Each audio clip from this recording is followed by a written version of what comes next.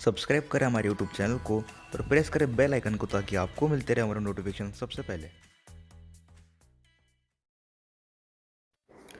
So friends, कुछ time पहले तक इंडिया में जो 125 सीसी का मार्केट था ये इतना ग्रोन अप नहीं था। लेकिन जब से केटीएम ने अपने ड्यूक 125 को जो है यहाँ पे इंडियन मार्केट में लॉन्च किया है, BS6 वेरिएंट में जो मतलब मेनली जो पहले ड्यूक 125 लॉन्च हो BS4 में, देन अब जो है BS6 में आ गया। तो तब से जो है 125 सीसी का मार्केट जो थोड़ा थोड़ा मतलब धीरे धीरे जो ग्रोन होना स्टार्ट हुआ है। एंड 125 सीसी में जो दोस्तों अगर देखा जाए तो सबसे बेस्ट परफॉर्मेंस वाली अगर बाइक आप देखो तो वो KTM ड्यूक 125 है। लेकिन दोस्तों इस बाइक के कुछ प्रोज भी है, कुछ कॉन्स भी है। बिकॉज परफॉर्मेंस का अगर हिसाब से आप देख लो तो बाइक सबसे बेस्ट है इन 125 सीसी सेगमेंट। और अगर प्राइस वाइज देख लो तो दोस्तों थोड़ा बहुत ज़्यादा ओवर प्राइस भी है। तो आज के वीडियो में मैं आपको कुछ प्रोस बताऊंगा और कुछ कॉन्स बताऊंगा जो मैंने पर्सनली फील किया इस बाइक के साथ में। और दोस्तों ये कॉन्स सुन के आप ऐसा मत डिसाइड कर लेना कि बाइक खराब है या फिर मैं इस बाइक के नेगेटिव पॉइंट्स बता रहा हूँ। लेकिन दोस्तों मेरा मानना है कि बाइक बाय करने के बाद आपको ये बात पता होनी चाहिए कि बाइक के प्रोस क्या है, कॉन्स क्या है। मेनली ये तो भी पता होना चाहिए कि बाइक के कॉन्स क्या है। तो बस इसलिए मैं आपको बता रहा हूँ। और अगर ये कॉन्स आपके लिए मैटर नहीं करते दोस्तों, आप बिल्कुल बाइक बाय कर सकते हो। KTM ड्यूक 125 जो है काफ़ी अच्छा एक ऑप्शन है इन 125 सीसी सेगमेंट। तो चलिए दोस्तों वीडियो को स्टार्ट करते हैं। लेकिन उससे पहले अगर आप हमारे चैनल पे पहली बार आए हो, नए हो, तो यार चैनल को सब्सक्राइब जरूर कर लेना। बिकॉज मैं आपके लिए ऑटोमोटिव कंटेंट जो है डेली बेसिस पे लेके आते रहता हूँ। तो चलिए दोस्तों वीडियो को स्टार्ट करते हैं। सो दोस्तों आप स्टार्ट करेंगे इस बाइक के कुछ प्रोस यानी कुछ अच्छी बातों से। तो दोस्तों इस बाइक की जो सबसे अच्छी चीज़ मुझे लगती है, जो सबसे पहले नंबर पे आती है, वो कि इस बाइक के अंदर जो हार्डवेयर है, जो कंपोनेंट्स है, जो स्पेसिफिकेशन है, काफ़ी अच्छी यूज़ किया है। अगर मैं बात कर लूँ इंजन की, तो इस बाइक के अंदर आपको 124 CC single cylinder liquid cooled fuel injected engine मिलता है, जो कि मैक्सिमम पावर प्रोवाइड करता है 14.5 PS at 9250 RPM and max आपको टॉर्क मिलता है 12 न्यूटन मीटर्स एट 8000 RPM। तो दोस्तों इस बाइक का जो पावर डिलीवरी है that is 14.5 PS under 125 CC segment, ये काफ़ी बेहतरीन है, यानी कि काफ़ी ज़बरदस्त है। और ऐसा कोई दोस्तों आज की तारीख में इंडिया में इंजन है जो ये इस लेवल का पावर प्रोवाइड करे। तो ये तो होगी बात अबाउट इंजन। और एक और चीज़ दोस्तों कि यहाँ पे पावर जो है काफ़ी अच्छा आपको प्रोवाइड हो रहा है। तो अगर आप सिटी में कभी राइड करते हो तो आपको पावर की कमी जो है कभी महसूस नहीं होगी। अगर किसी बाइक को ओवरटेक करना है या फिर किसी कार को, तो वो तो भी आपको सोचना नहीं पड़ेगा कि मैं इसको ओवरटेक करूँ या नहीं। बिकॉज दोस्तों जो ये बाइक है ये ऑलमोस्ट एक 150 सीसी का जो इंजन का जो पावर निकल के आता है उतना प्रोवाइड करके देगी, नियर अबाउट 14.5 PS। तो ये काफ़ी अच्छी चीज़ है कि दोस्तों इंजन स्पेसिफिकेशन जो है काफ़ी अच्छे है।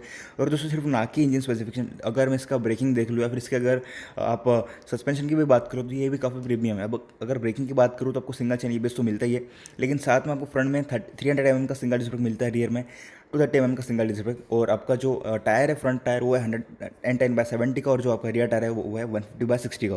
दोस्तों टायर वाइडनेस देख लो आप, और जो आपका डिस्क साइज है वो देख लो, तो फ्रंट डिस्क जो आपका 300 mm का सिंगल डिस्क ब्रेक है। तो दोस्तों ये भी अगेन काफ़ी प्रीमियम स्पेसिफिकेशन है जो कि आपको एक नियर अबाउट 150 या फिर 200 सीसी बाइक में देखने को मिलता है। एक्चुअली 150 सीसी में भी ये स्पेसिफिकेशन नहीं मिलते, नियर अबाउट 200 सीसी बाइक में आपको ये जब स्पेसिफिकेशन है देखने को मिलते हैं। तो सभी कंपोनेंट्स दोस्तों जो काफ़ी प्रीमियम कैटेगरी के यूज़ किए। और इसी का रीजन है बाइक का जो परफॉर्मेंस निकल के आता है वो काफ़ी अच्छा है। सस्पेंशन की बात करूँ तो फ्रंट में आपको जो WP के अपसाइड डाउन बॉक्स मिलते हैं, रियर में WP का मोनो शॉक एब्जॉर्बर। अब दोस्तों WP के जो सेटअप है काफ़ी कॉस्टलियर सेटअप है, और आपको जो प्रीमियम बाइक्स है उसमें देखने को मिलते हैं। मेनली 200 या फिर 250 सीसी बाइक्स जो होती है उसके अंदर आपको WP का सेटअप देखने को मिलता है। अगर आप देखो तो KTM की 200 सीसी जो बाइक्स है उसके अंदर आपको WP का सेटअप भी देखने को मिलेगा, और KTM के सभी बाइक्स में आपको WP के सेटअप्स मिलते हैं। सो ये है कि सस्पेंशन क्वालिटी काफ़ी अच्छी है, तो इसका जैसे दोस्तों जो आपका राइडिंग क्वालिटी वो और भी ज़्यादा बढ़ जाता है। इसका दोस्तों अगर मैं बात करूँ यहाँ पे थर्ड प्रो के बारे में, तो वो है दोस्तों बाइक का लुक्स एंड डिज़ाइन। अब दोस्तों ये जो ड्यूक 125 का डिज़ाइन है ये बेस्ट है आपको जो ड्यूक 200 जो आपका पहला वाला वेरिएंट आता था BS4 वाला वेरिएंट उसके ऊपर, और ये लुक जो है काफ़ी लोगों को पसंद आता है। और अब तो जो दोस्तों यहाँ पे ड्यूक 200 है जो 2020 वेरिएंट है, जो BS6 वेरिएंट है उसके अंदर, तो आपका जो लुक है चेंज हो गया है। तो अगर किसी को ज़्यादा ही पसंद हो ये लुक, तो आज भी वो लोग जो है ये ड्यूक 125 बाय कर सकते हो। बिकॉज ये काफ़ी आइकॉनिक डिज़ाइन था KTM की तरफ से। तो डिज़ाइन एक बहुत ज़्यादा बड़ा एक्सपेक्ट है कि काफ़ी लोगों को जो ये पसंद आया था। अब दोस्तों यहाँ पे एक और चीज़ है कि इस बाइक के अंदर आपको जो फ्यूल डिलीवरी मिलता है वो है फ्यूल इंजेक्शन के थ्रू।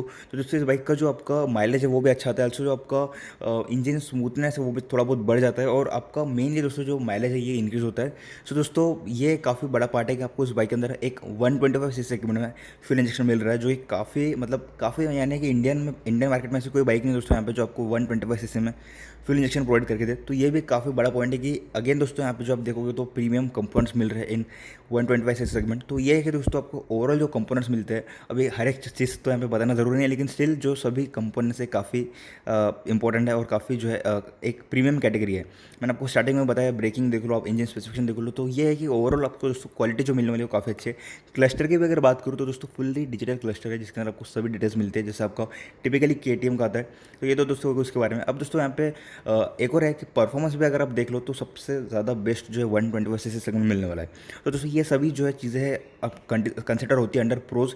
ऐसे दोस्तों काफ़ी सारी चीज़ें मैंने आपको जो सब मेन चीज़ें बता दी, लुक्स वगैरह हो गया, आपको जो है आपका प्रीमियम हार्डवेयर मिलता है, वो सब चीज़ें बता दिया है। अब दोस्तों अगर मैं बात करूँ कुछ कॉन्स के बारे में, बिकॉज वो ज़्यादा इंपॉर्टेंट है। तो दोस्तों सबसे पहले जो कॉन्स निकल के आता है वो है एक कि ये काफ़ी ओवर प्राइस प्रोडक्ट है।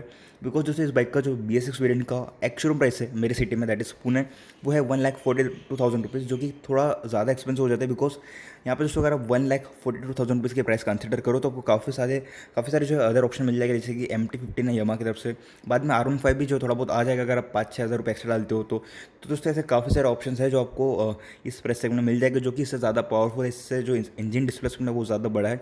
तो ये एक चीज़ है दोस्तों कि काफ़ी ओवर प्राइस प्रोडक्ट बन जाता है। लेकिन दोस्तों एक ये भी है कि इसका जो प्राइस ज़्यादा है वो इसके कंपोनेंट्स की वजह से, इसके जो सब इसके अंदर स्पेसिफिकेशन है, जो फीचर्स है, उसका इसका प्राइस जो इतना ज़्यादा है। also दोस्तों इसका जो परफॉर्मेंस है उसके हिसाब से जो प्राइस है वो भी थोड़ा बहुत वर्थ तो नहीं बोल सकते, लेकिन ठीक ठाक ही है यार। तो ये एक चीज़ है कि ये काफ़ी ओवर प्राइस प्रोडक्ट है और इसी की वजह से दोस्तों इसके ऊपर जो है काफ़ी सारे कॉन्ट्रोवर्सीज आए थे। लेकिन स्टिल दोस्तों जिनको लुक्स पसंद है, जिनको KTM का ये ब्रांड पसंद है, वो लोग जो बाय करते हैं। और दोस्तों एक फैक्ट तो ये भी है कि ये एक सबसे ज़्यादा अफोर्डेबल KTM, यानी कि सबसे चीपेस्ट KTM है। तो अगर कोई भाई लोग हो जिनको सिर्फ KTM ही बाय करना है तो वो लोग बिल्कुल इस बाइक को बाय कर सकते हैं, बिकॉज मोस्ट अफोर्डेबल KTM है एज ऑफ नाउ। अब दोस्तों अगर बात करूँ सेकंड कॉन के बारे में, तो वो है कि इसका मेंटेनेंस जो है काफ़ी कॉस्टली है। अब दोस्तों अगर जनरली मैं बात करूँ 125cc बाइक के मेंटेनेंस के बारे में, तो उसका जो फ्री सर्विस का कॉस्ट है वो आता है नियर अबाउट 600 रुपीज़। लेकिन दोस्तों इसका फ्री सर्विस आपको जाएगा नियर अबाउट 1000 या फिर 1100 रुपीज़, जो कि थोड़ा बहुत एक्सपेंसिव हो जाता है। और दोस्तों सर्विसिंग और मेंटेनेंस ऐसा पार्ट है कि जो आपको हर 3 से 4 महीने में एक बार करवाना है। तो सर्विस कॉस्ट, मेंटेनेंस कॉस्ट जो आपका ये कॉस्ट है जो हमेशा आपको लगने ही वाला है। सो ये कोई वन टाइम कॉस्ट नहीं है।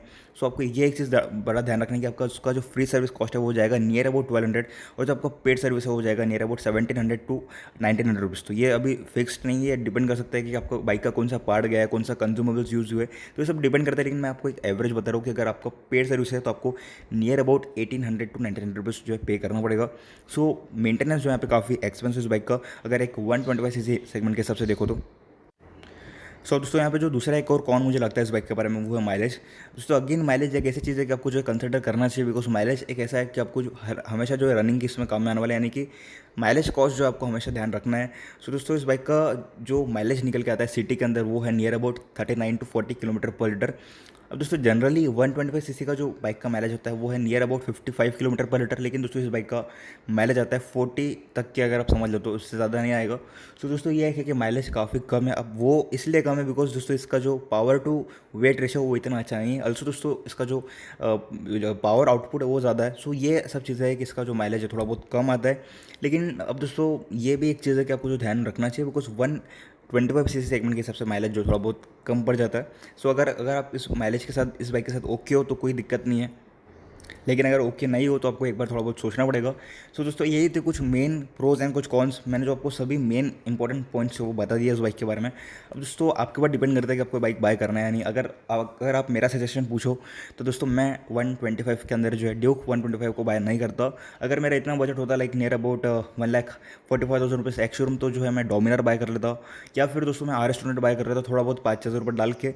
लेकिन ड्यूक 125 जो है नहीं बाय करता, बिकॉज इंजन काफ़ी अच्छा है, सब कुछ चीज़ें अच्छी है, लेकिन जो एक वैल्यू फॉर मनी चीज़ आती है वो इस बाइक के अंदर नहीं है। एंड मुझे वैल्यू फॉर मनी प्रोडक्ट चाहिए होता है। सो मैंने मेरा ओपिनियन बता दिया, आपको सभी पॉइंट्स बता दिए।